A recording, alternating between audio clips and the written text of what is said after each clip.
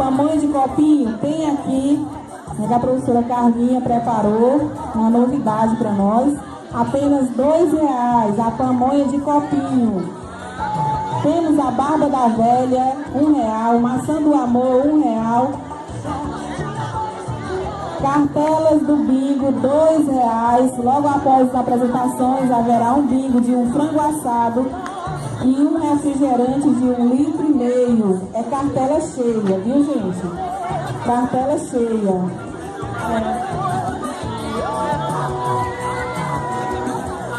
Então agradecemos desde já, né, a todas as pessoas que colaboraram com o nosso arraiá, todas as famílias que estão presentes, os visitantes, né, o nosso amigo Dejaci, já foi embora, Dejaci, presidente do Conselho Tutelar,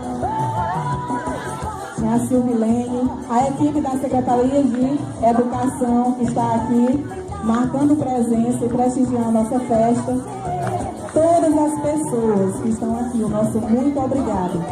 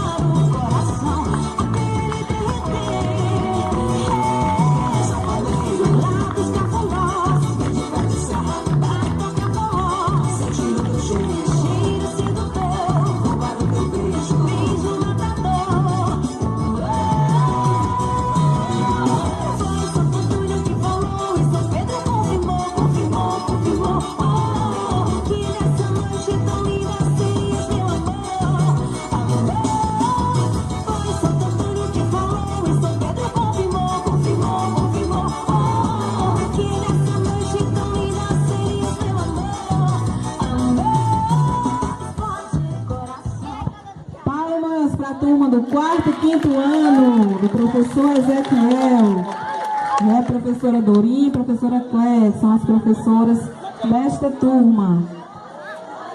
Então agora se posicionarem para a foto.